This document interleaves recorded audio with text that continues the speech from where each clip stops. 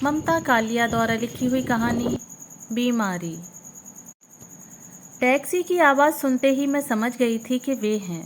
उन्होंने पैसे चुकाकर सामान खींचकर नीचे डाला और ऊपर आ गए। भाई तथा पर्स और हैंडबैग से लदी दिखने वाली उसकी पत्नी। भाई ने अटैची मेज पर टिकाते हुए कहा, कैसी तबीयत है? कोई नौकर होगा सामान लाने के लिए? मैंने कमरे में नज़र घुमाकर देखा। नौकर तो नहीं है, वैसे जीना बहुत चौड़ा और नीचा है।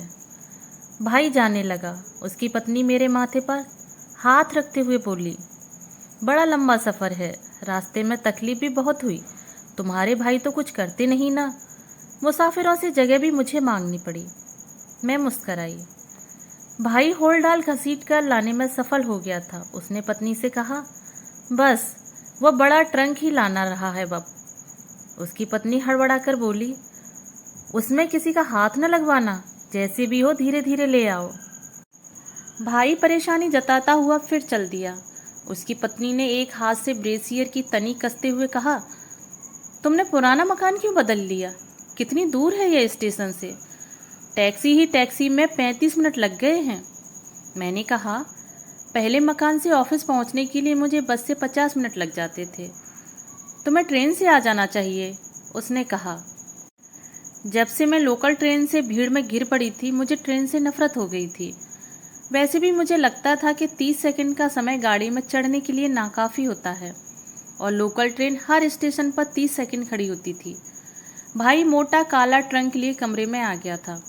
मैं सोचती थी कि इस बार मुझे काफ़ी बड़ा कमरा मिल गया है, पर भाई के सामान के बाद कमरे का फर्श एकदम ढक गया था। अब कमरे में सिर्फ पलंग, 2 कुर्सियाँ और सामान नजर आ रहा था। भाई ने बैठकर कहा, चाय का इंतजाम तो है ना? मैंने कहा, हाँ हाँ, मेरे पास गैस है और बिजली की केतली भी। भाई की पत्नी बोली, तुम कैसे गुजारा करती हो? कम से कम एक नौकर तो रखना चाहिए था। मैं चुप रही। उन्हें बताना मुश्किल था कि अकेली लड़की की घर के नौकर के साथ क्या क्या अफवाहें जुड़ जाती हैं। नौकरानियों से मेरी बहुत जल्द लड़ाई हो जाया करती थी। वे चोर होती थीं और झूठी। आजकल सामने बनती बिल्डिंग का एक चौकीदार आकर चाय के बर्तन मांज जाया करता था और झाड़ू भी लगा देता था। इससे ज़्यादा काम के लिए उसमें अक्ल नहीं थी। डॉक्टर ने अब तक दवा भी खुद मंगवा कर दी थी। भाई की पत्नी अपना बदन संभालते हुए उठी और रसोई में जा पहुंची। मैंने भाई को आज का अखबार थमाकर आंखें बंद कर लीं। मैं बातों से बहुत थक गई थी। मैं थोड़ी सी बात करने से ही थक जाती और सांस तेज चलने लगती थी। बल्कि डॉक्टर को मैंने यह बात बताई, इतना डरा दिया था कि उसने मुझे कार्डियोग्रामा कराने की सलाह दी।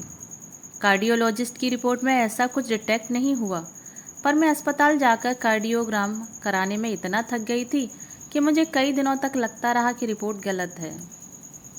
भाई की पत्नी रसोई से परेशान होती हुई आई और भुनभुनाते स्वर में पति से कहा, मैं सारी रसोई ढूंढ चुकी हूँ, ना तो चीनी मिलती है न चाय की पत्ती। मैंने कहा, सब चीज़ें पलंग के नीचे रखी हैं। दूध भी? हाँ, उसका डिब्बा भी नीचे ही रखा है। वह फिर रसोई में घुस गई और थोड़ी देर में ट्रे लेकर आई। वह पलंग पर बैठती हुई बोली, लो भाई, बना लो अपनी अपनी, मैं तो बहुत थक गई। भाई ने चाय के प्याले बना बना कर थमाए। मैंने कहा, मेरे बीमार होने से आपको बहुत तकलीफ हो रही है ना? मेरा बदन बिल्कुल टूट चुका है, नहीं तो खुद उठती। भाई जल्दी जल्दी बोला, नहीं नहीं, यह तो सफ़र की थकान है, वरना दूसरों को तकलीफ देने की तो इसे जरा भी आदत नहीं है। भाई ने रैक पर से मेरी एक्सरे की रिपोर्ट और ब्लड, यूरिन और स्टूल टेस्ट की रिपोर्टें उठा ली थीं। मैंने कहा, सिर्फ यूरिन रिपोर्ट में शिकायत है। उसकी बीवी ने पूछा, शक्कर तो नहीं है? भाई ने कहा, नहीं, शक्कर नहीं है, पस है। मैंने उसकी पत्नी से कहा, रसोई में डबल रोटी, मक्खन और जैम रखा है, आप चाहें तो ले सकती हैं। उसने कहा, अचार हो तो बता दो, मठरियाँ हैंडबैग में पड़ी हैं। मैंने कहा, मुझे खुद अचार खाए 5-1 साल हो गए हैं। उस दिन मैं सारे समय उसे खाना बनाते और परेशान होते देखती रही। मुझे सिर्फ यह अफसोस हो रहा था कि शादी के बाद से लेकर अब तक वह वैसी ही रही, वैसी ही बेसलीका और बेअक्ल।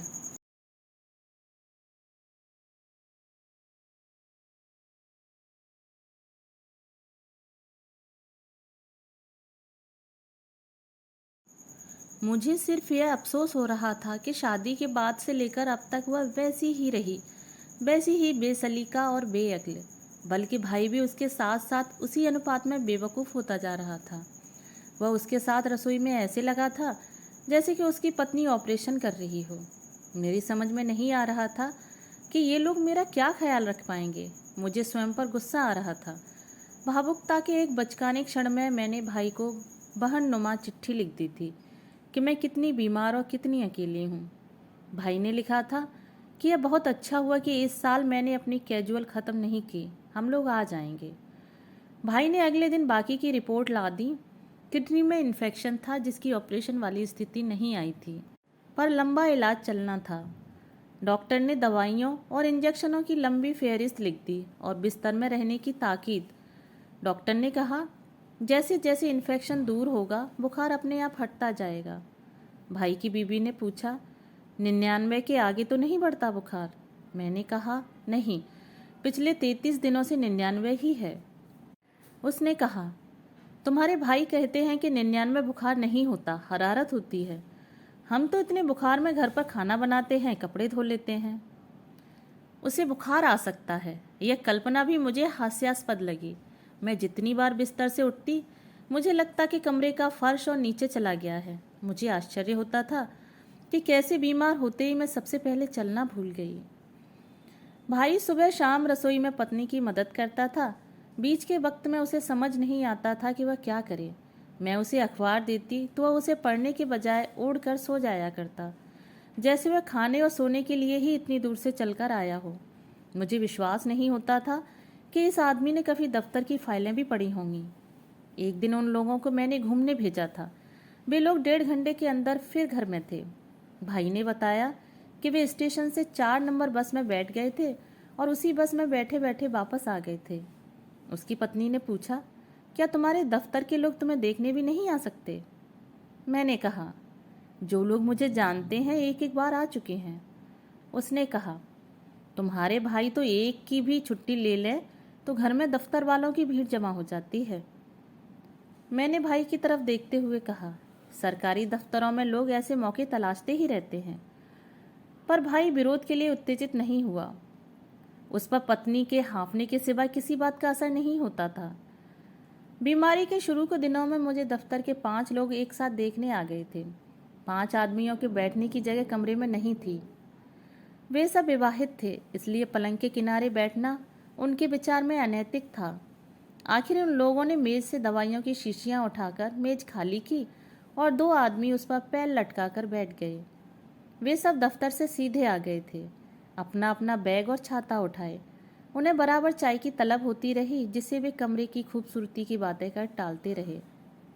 उन्होंने रेडियो चलाया था और डिसूजा रसोई से सबके लिए पानी लाया था। मुझे बराबर बुरा लगता रहा था कि उन लोगों ने मेरी बीमारी की बाबत पर्याप्त पूछताछ नहीं की। वे आपस में ही बातचीत करते रहे थे।